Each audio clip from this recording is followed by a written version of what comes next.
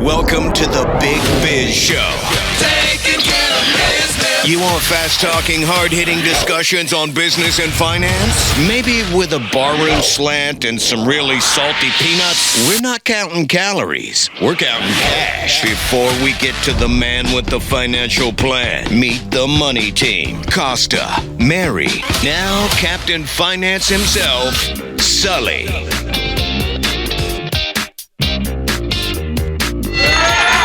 The right place, wherever you're watching, wherever you're listening.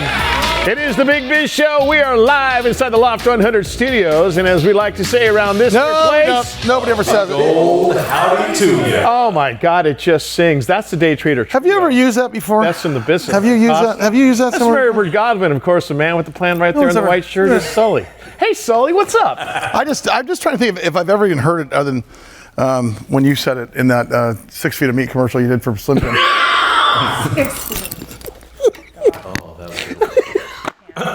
New sponsor. New sponsor. Big Biz Show brought to you by 6 feet of meat. When's the last time you had a physical? I went in about 6 weeks ago. And he said, it's all good. A big ol' howdy to you. And unfortunately, there was an echo. Did you say, Mary, that you were looking at your 529A plan? This morning, I have a couple set up, and it's time to start cashing them in. What a 529 plan is? Yeah, it comes right before the 520 and 530. It's a college savings plan. Yes. And only about 10% of people actually use it, which I think is a mistake. Howie Font is our analyst here on the Big Biz Show from New York City. He joins us to talk about the 529 plan. Howie, is this a good thing? When you have children at some point, is this something you'll take advantage of, in your opinion? It's something I actually already have taken advantage of. Of course. I have. Of course. No, listen. When he was like, we started saving for retirement. We were like 54. Exactly. Howie's 31. He's already got his kid's college plan. Yeah. Fantastic. I have a nephew, and I made sure that the day the Social Security number was issued, accounts were opened, and. Are you serious? Well, I know your nephew, and he's one of my favorite people too. So I'm going to participate in that. For me, though, this is like You want it to grow but I want to participate in that because I know your nephew and he's one of my favorite people. Participate in my So I'm daughter? going to start kicking some stuff down too. How about my daughter? I'm going to kick down beer money. So if I hand down like maybe $25 a week, $100 a month, that's his beer money for college. Okay, so I want that to be siloed in your 529 plan. Little spending money.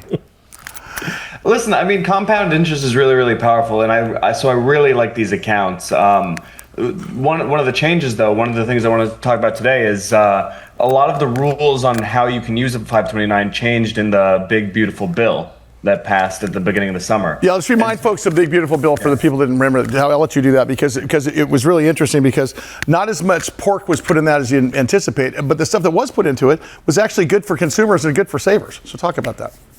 Yeah, I mean, they wanted to get a lot of policy initiatives through all at once. Just a small tangent, the reconciliation tool that they use is this rule and the Senate has that says you can do budget stuff with a simple majority, 50 plus one vote. You can do it once a year. And they really stretch the limit of, what is a budget thing and what is just a policy thing. But one of the sets of things that they were able to get into the bill is making it so all education is kind of treated the same as higher education, college education. And usually 529 accounts are only for the college expenses. You couldn't even use books for them technically. I mean, people did, but technically you couldn't. Now you're allowed to use it for any kind of education, certificates, trade schools, certifications. Yeah. This is great news, actually. The definition has gotten much broader, and it's really, really useful for people. And it allows people that don't necessarily want to go in higher education. If you're a blue collar family, maybe a 529 plan wasn't that practical for your kids, but now, of course, it is. Real quickly here, and when we bring you back after the commercial break, I want to talk about this new notion of folks going to community colleges for the first 2 year for undergrad, and does that change the landscape of how you can use the 529 plan? His name is Howie Font. He is our market analyst here on the Big Biz Show, and he is a font of financial knowledge. Oh, wow. You couldn't resist, could you? That's a good one. How long is it? Why is it taking back after this. Big Biz Show continue. It is the Big Biz Show. We roll on from the Loft 100 studios here in beautiful Southern California. Speaking of beautiful, that's the Day Trader Trio. Uber talented, no lessons, self-taught. Back here at the bar, Costa, Mary Godwin, and Sully. There we go. Howie Font back with us, our analyst from New York City. Howard, so talking about the 529 plan and about millennial and Gen Z parents are even less likely than previous generations to use this. I would argue is that partially because they're not having, they don't need it. It's almost like that old life insurance adage. Buy term and invest the difference. When they started giving out whole life policies, if you look at a piece of the pie for life insurance and you paid a premium, this much went to the premium, this much went to the life benefit, but they invested the difference for you.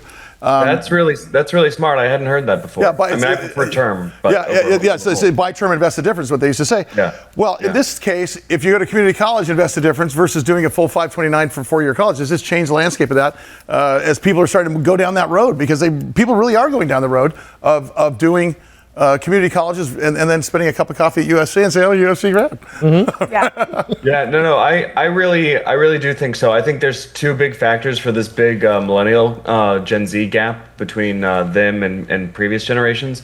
And one, it's just lower savings. They're spending more of their income now and not really planning for kids to go to school, which has a level of risk or maybe not. And the other thing is exactly what you said. I mean, is it worth these big university degrees? We've talked about this a lot on the show. 2-year community college degree, amazing, love it. Worth the price of admission, probably good for everyone to do. High school with ashtrays.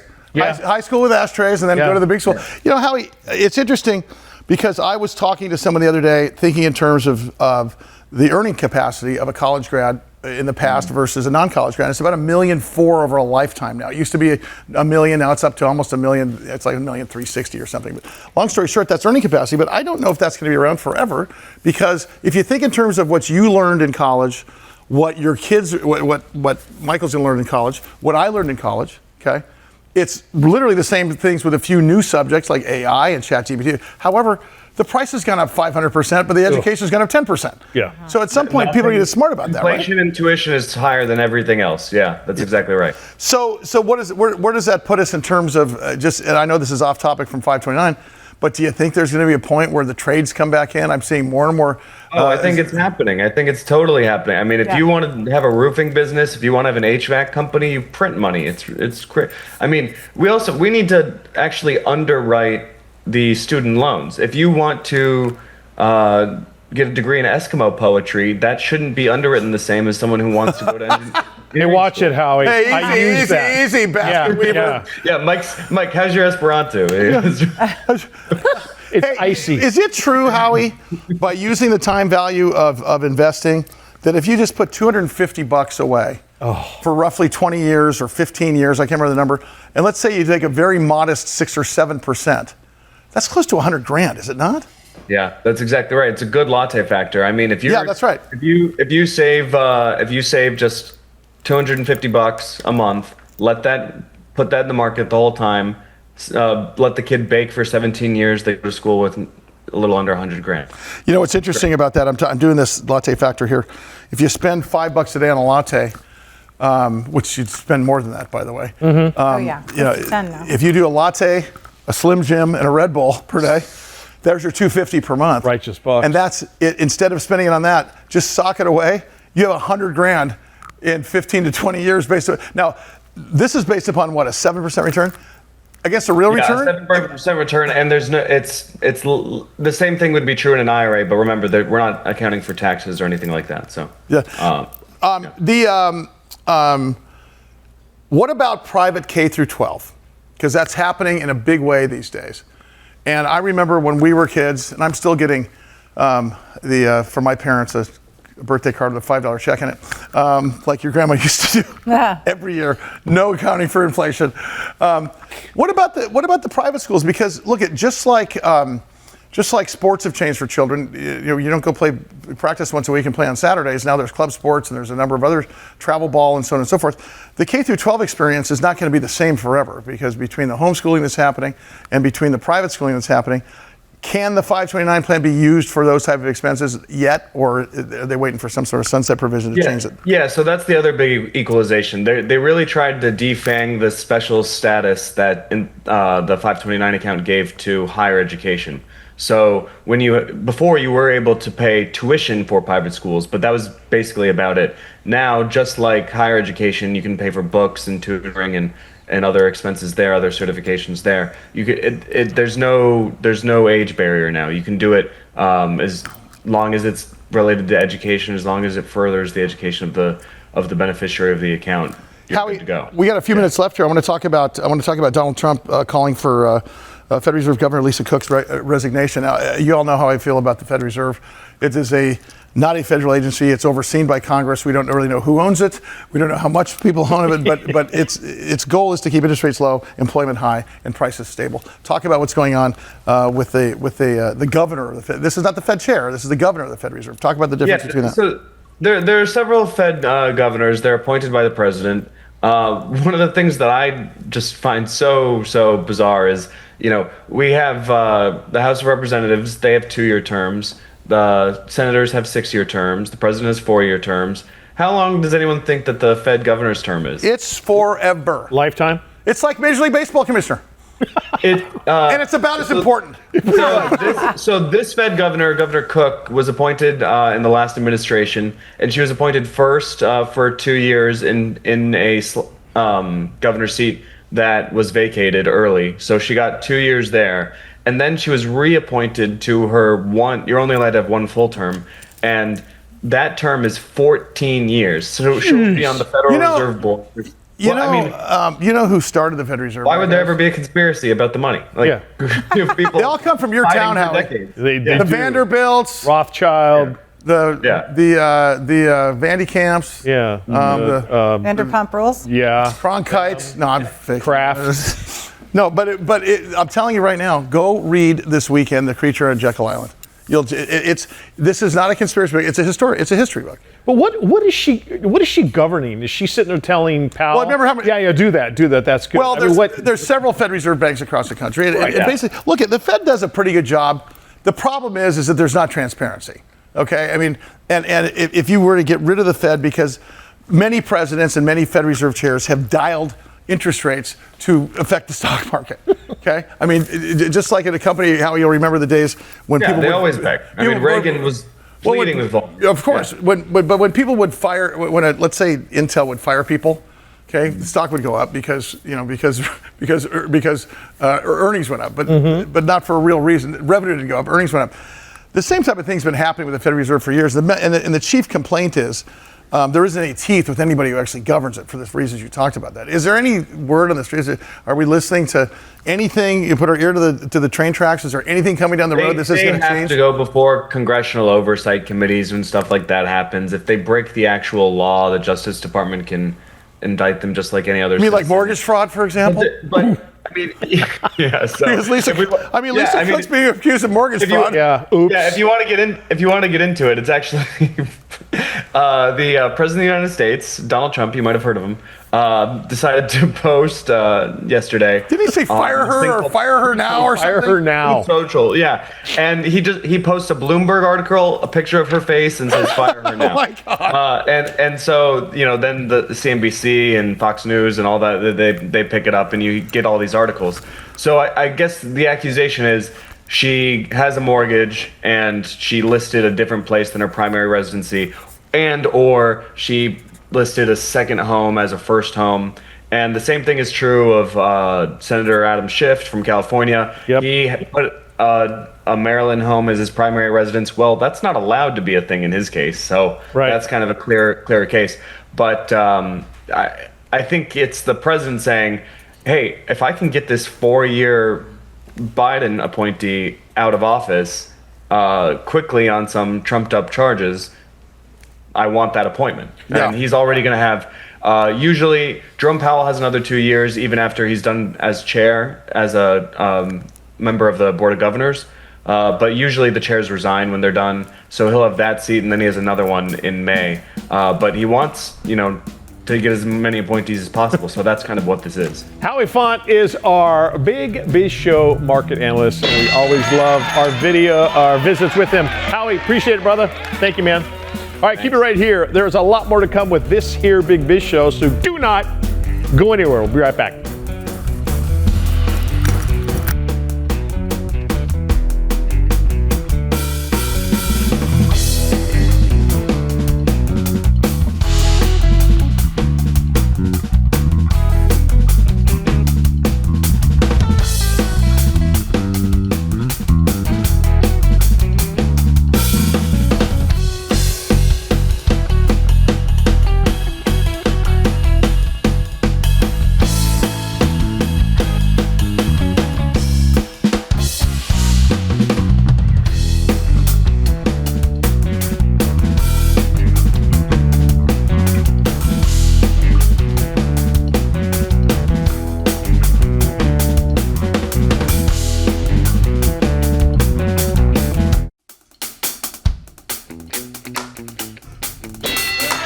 Big Biz Show rolls on.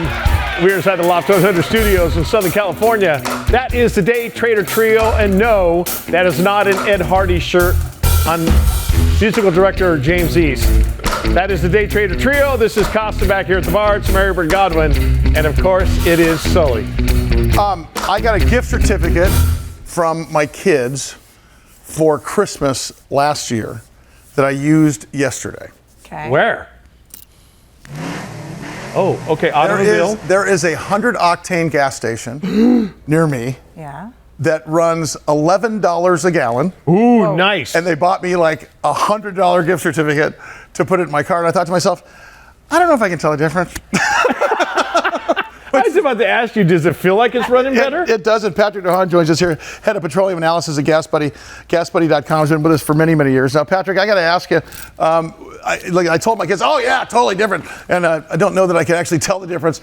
And is that a money grab by oil companies to put different octanes in there? Is that actually a real thing? And are they in cahoots with the car companies and say, you must use this octane? I mean, it's felt kind of, I was just kind of, wah, wah, wah, wah. There's not a big difference in it. Yeah, it's kind of like after getting an oil change, it suddenly seems like your car is 50 horsepower faster, right? It's the same kind of response, but it's all, octane is in reality, it's all depending on how your car is programmed from the factory, whether you have a turbocharger, whether there's a lot of air being shoved in there. That's really why some cars require higher octane, is because there's more power, more air being shoved into the engine, and that fuel has to basically resist pre-ignition. Pre-ignition can lead to, holes in your engine. That wouldn't be good. And that's what the octane does. It's not necessarily premium. It's just higher octane. But the trick is your car has to require it. Basically, you have to have a car that you basically push so much air and fuel into the engine that it requires higher octane. That's really it. If your car doesn't require it, it is basically flushing money down a toilet and, what we call the butt diner, right? If it feels fast, is probably lying to you. California, of course, according to your temperature guide that we see all the time, gas price temperature pays about 62 cents per gallon in state excise tax.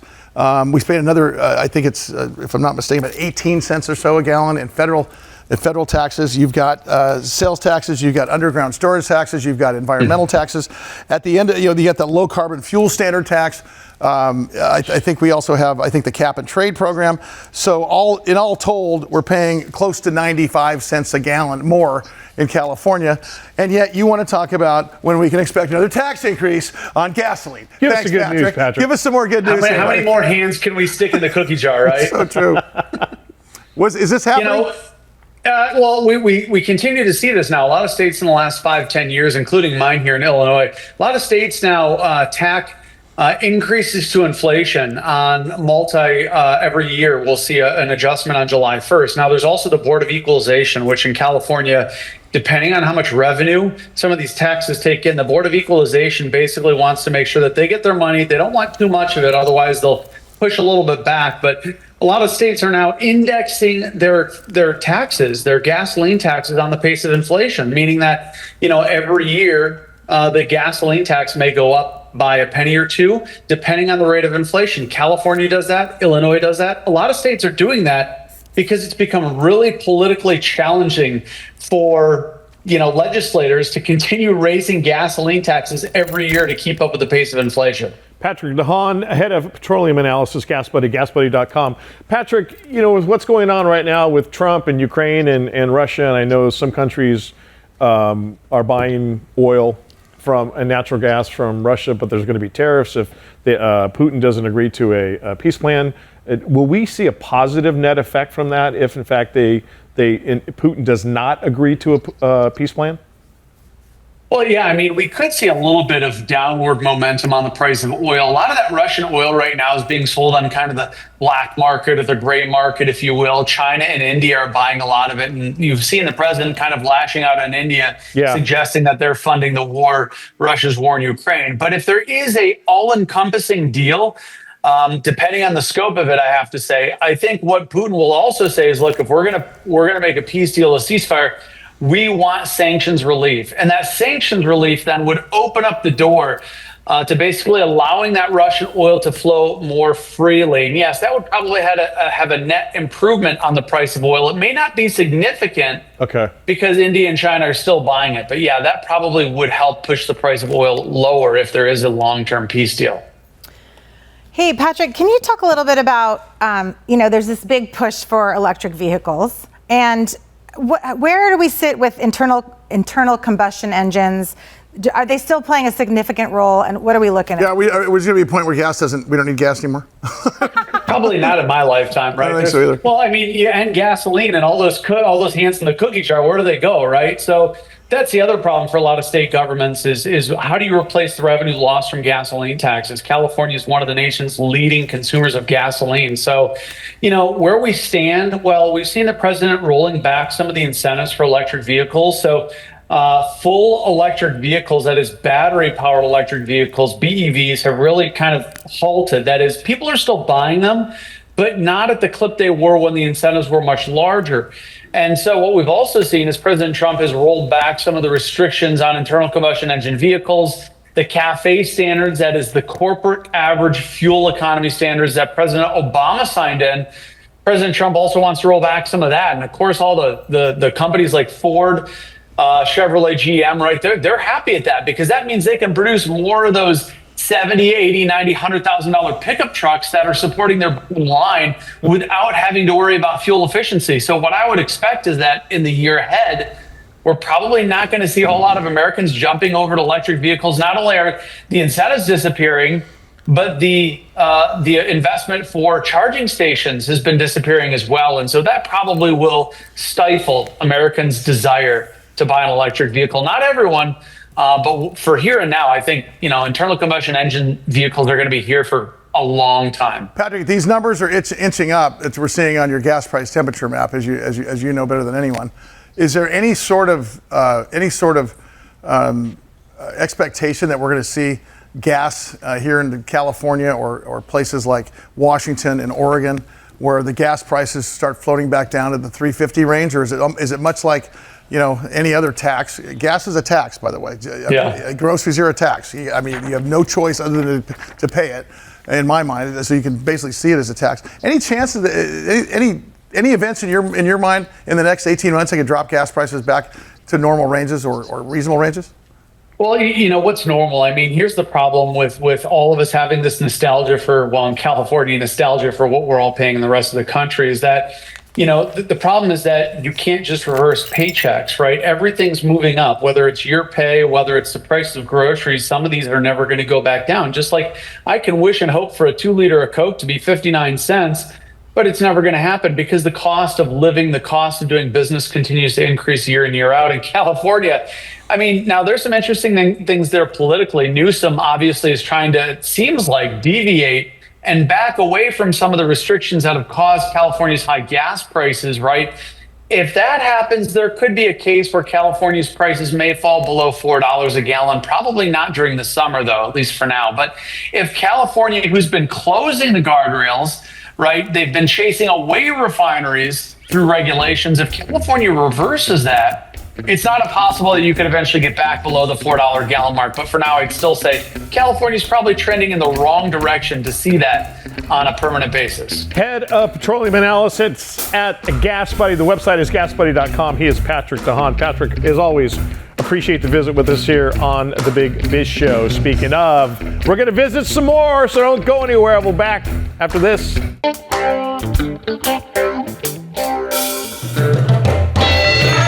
Big Biz Show continues live from the Loft 100 studios in Southern California. Wherever you're watching, wherever you're listening, we always appreciate you being along for the ride here. Up there on stage, Day Trader Trio. Back here at the bar, it's Costa, it's Mary Godwin, and it is Sully. And we're brought to you by Prudential. Let Prudential be your rock for retirement. Also brought to you by Bayer Advanced. Better science, better results. Don't pop them in your mouth. It's fertilizer, Costa. I learned the hard way. But you can put it in your coffee because it's made by Starbucks. Starbucks coffee is a sponsor.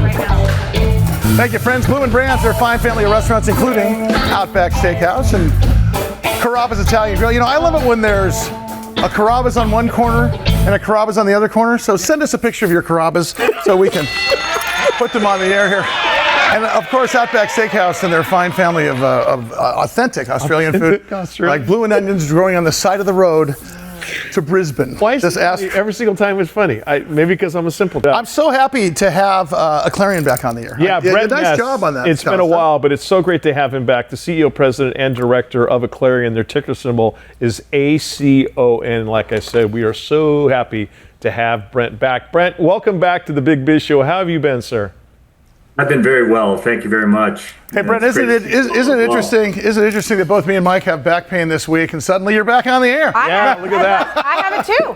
Sorry, guys. when you're at a party, when you're at a cocktail party or a dinner party with your lovely wife, and people ask you what you do, you just say, "I'm in construction." Yeah. Because the minute you say back pain, you're cornered for the next 3 hours. Hey, why don't you give us? Question. Well, give us.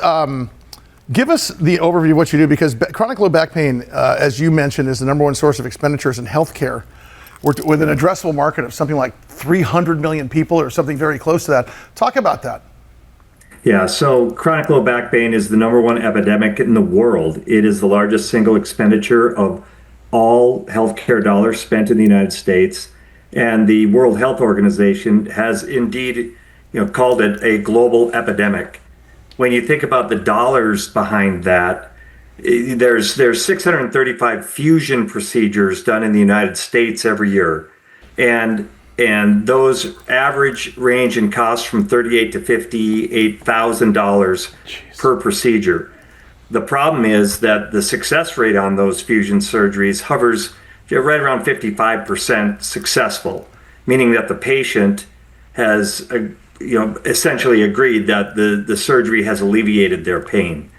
So there's lots of reasons behind this, but the conundrum that the physician really has when they look at an MRI is they see an MRI like the one you put on the screen here, that it's hard to determine by looking at that which level needs to be treated to alleviate the pain. Mm-hmm. All of those discs look reasonably healthy, other than L3, L4 there.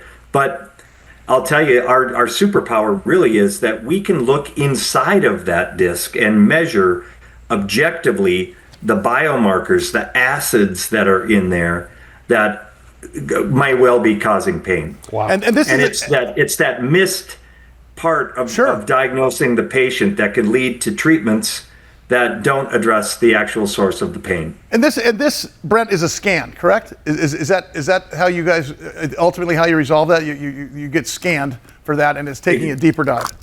That's exactly right. It's in a standard MRI, just like the one in the hospital down the street from where you are. As a matter of fact, Scripps Green, right there in San Diego, has NOCI scan capability, and it's an MRI-like experience, just like you're getting a lumbar MRI. But it's a spectroscopy sequence, which rather than taking that rich radiologic data and turning it into a picture, we are actually measuring and quantifying the biomarker content inside the disc. So the machine produces squiggly lines. Yeah. It's sending that data, that raw data, up to us in the cloud, where we put our expert systems to it, our algorithms to it, that translate it back into a report that's clinically actionable, that identifies those levels and indicates to the physician how they might want to go about treating this patient. So interestingly enough, you start bringing up scans and you start bringing up technology, you can't help but say the words AI. Yeah.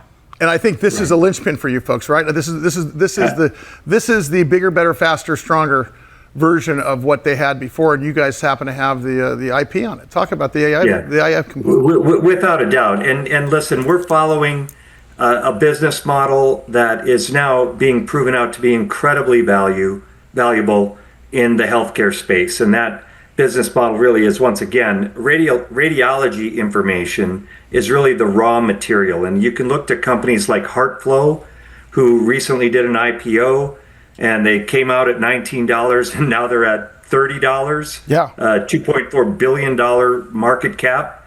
I used to be the chief commercial officer of HeartFlow, and I can tell you we're following the same business model into a larger market. But it's this use of AI, this use of expert systems, as a lot of the regulatory bodies like to call them. It's that use of the expert systems up in the cloud, adding value and reducing costs and improving patient outcomes. That's the business model that we're in. And since you brought up the competition slide, doing that non-invasively, taking objective measurements of the patient's biomarkers in a pain-free environment with no radiation at a lower cost than what an invasive, provocative discography test that literally is designed to cause pain. So that the physician, after they inject the patient's back with pressure, they can identify which of those discs is actually causing the pain.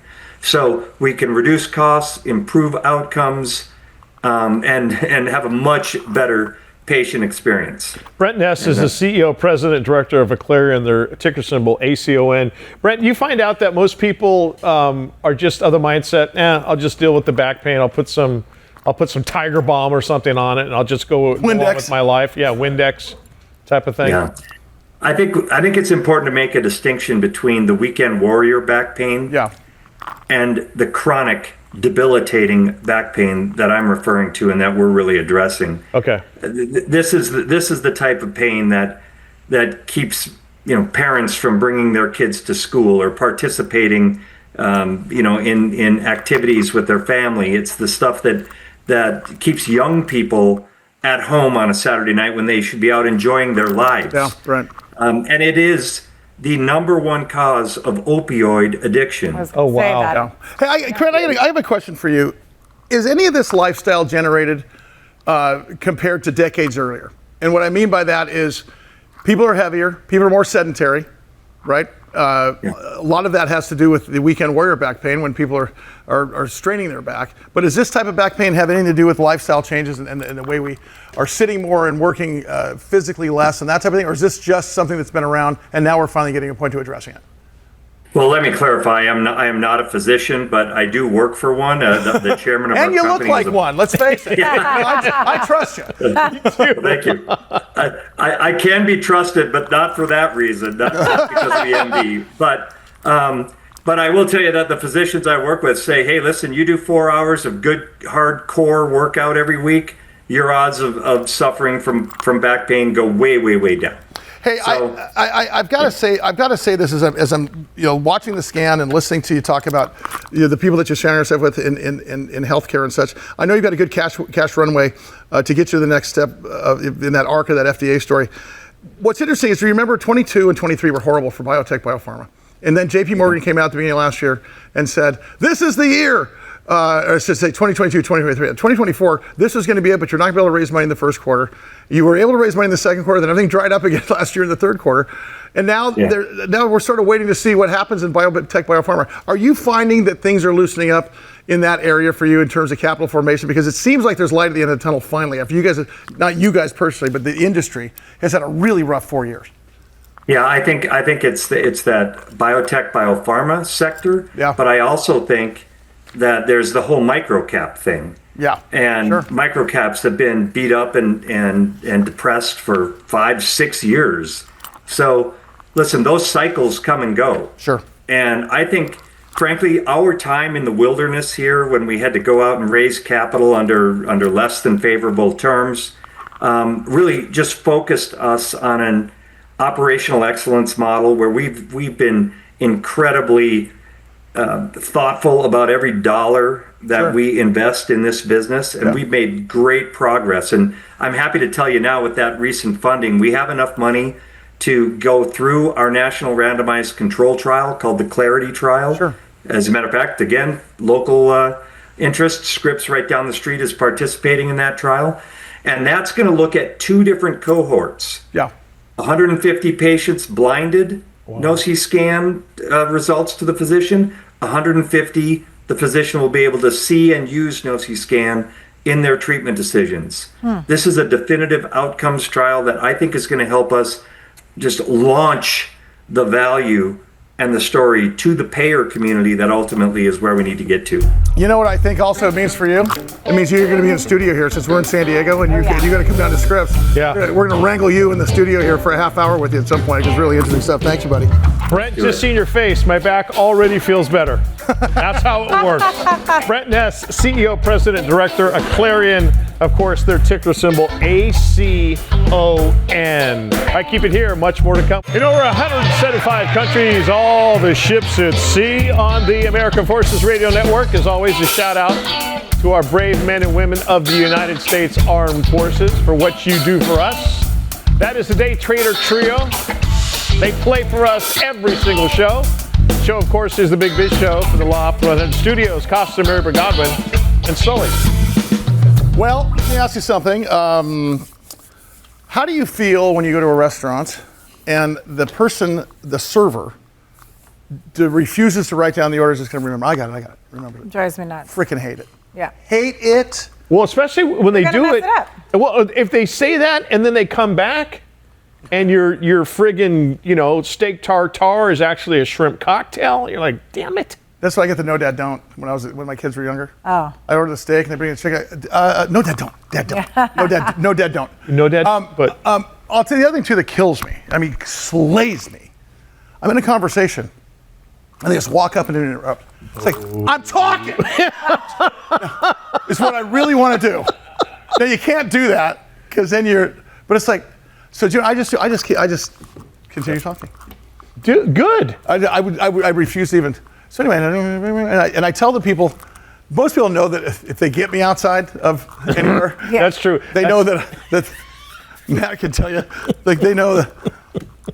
Just go with it. Just go. Whatever you're This doing. is improv. Don't question my reality. Oh my God. It's Shep so true. Hyken's here to talk about customer service in that very area today.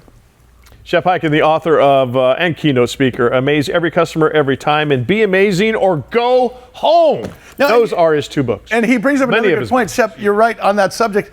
What about when they recite the daily specials and I'm customer number 865 versus customer number 1? It's not like opening day on Broadway anymore, is it? It's great to see you guys. You too, man. Hey, you know what? I started thinking about this when I realized how many times this one guy was asked at Disney, where's the bathroom? Oh, yeah, right. And if you think about it, where's the bathroom? Can't you see the darn sign over there? I cleaned it up a little bit, but that's the exact opposite of the first time energy we're talking about. And that's what we want to convey. When that server tells the 50th person that night what the specials are, they should be just as excited as the first time. I love your Joe DiMaggio analogy. Talk about that because he was asked a single question many times he was playing. Talk about that a little bit, Shep. Yeah, well, I'm actually, and I'm going to make sure I get it right because this is what was happening. A reporter interviewed him about why he played so hard every game. Aside from that's what he's paid to do, he said because there might be, there might have been somebody in the stands today who'd never seen me play before and might never see me again. That person deserves the best. Well, and that's not obtuse and it's not being conceited. It's recognizing that he was the product. It's being a pro. Yeah. It's like he was the product. I think in terms of that, how do you get that to a minimum wage employee that's making most of their money on tips, that probably is not realizing that velocity of service is probably less important than accuracy of service, or at least making the guests feel like they're getting their money's worth. Because I think, for me, I'm not nickel and diming anybody, but I really am tired of not getting what I paid for. Like Bill Burr says, I think we talked this before, excuse me, I'm on this side of the counter. I'm not going to put mayo on my own sandwich. Oh, the whole tipping on the iPad that comes to you, and if you're standing and ordering, why am I tipping? If I'm, you know what I mean? Like, so my question, Shep, is how do you change the mindset? It's a change of a mindset to that worker who basically is face forward, shoulder square to your customer, and the first on ramp. Well, I've got a good story to tell you. Are you familiar with the famous chef Thomas Keller? Sure. French Laundry. Famous restaurant up in Napa Valley. Yep. When he was growing up, he went to a diner where his mom worked. He needed a job. His mom put him in the kitchen and was in charge of the dishwasher. And for the next several months, all he did was wash dishes. And all he did was repeat again and again. And he found the most efficient way to wash the most dishes at one time. And by the way, he said no matter how good the food was, if it goes out on a dirty plate, it's coming back. Right. Well, here he is today, one of the most famous chefs in the world, the French Laundry, and he's got to prepare the same fish dish every night, 50, 60 times, every single night. And he said he goes back to his roots when he was a kid, and his mom made him do this thing over and over and over again. And he recognized just how important it was. Same thing happened with me when I was doing magic shows back in the 1980s. I worked these trade shows where I would do 8 to 12 magic shows every day. Well, this one client had me work 10 straight days, 12 shows a day, 20-minute shows each. By the way, this is how you get good. You do it again and again and again, right? And on the 120th show, this guy said to me, I don't know how you do it. You're so excited and enthusiastic. And I said, well, it's not because it's the last show and I'm excited that it's over. I did two things. I recognized, number one, I'm there to entertain this audience. That is my job. And I got to love that job, or the audience is going to figure out. Number two, I realized what they were paying me. And when I divided it by 120, I didn't want to get fired. Yeah. This was a great job. The license to steal. Hey, Shep, before let's get out of here. Is there, you've got Be Amazing or Go Home. You've got Every Customer, Every Time. Any new books on the horizon? And when do we get to have you in San Diego at some point on stage with the Day Trader? Man, I'm coming into San Diego. I promise you that's going to happen. My most recent book, I'll Be Back, How to Get Customers to Come Back Again and Again, based on the words from the famous Austrian philosopher, Arnold Schwarzenegger. He had a different version of I'll Be Back, but it's the same thing. But, every year I'm now doing research, and it's like writing a book. But it's a lot more entertaining for me because I get to see changes. They have the best customer service ever. Trader Joe's? Trader Joe's, yes. Everyone knows that they're the best. In-N-Out Burger, it's phenomenal. I love In-N-Out Burger. All the people that work at Trader Joe's are so fun and friendly. I have to ask you, and I only have a couple minutes left, but I know there's but I think maybe next time you're on there, we should really dig into this. Is AI going to improve customer service, or detract from customer service, in your opinion? Or is it a yes? Or is it a yes? Yes and yes. I just wrote 2 articles. Just because AI can do it doesn't mean it should. The following week, just because humans do it and can do it doesn't mean they should. Yeah. When you use AI for the right reason, you do actually create a better experience. It's the company that hasn't figured out how to make that balance that erodes the experience and is ruining for everybody right now. Yeah, exactly. And I think the AI 2.0, when we get it figured out, is probably the way to do that. Shep, always a pleasure. Right. Can't wait to get you in town, buddy. Thank you so much. Shep Hyken, Chief Amazement Officer, Shepard Presentations, Customer Service, Customer Experience Expert, and Musician. ShepHyken.com is the website. All right, that is going to do it for this edition of the Big Biz Show. As always, thank you to all of you out there. We will see you again real soon. I'm sick of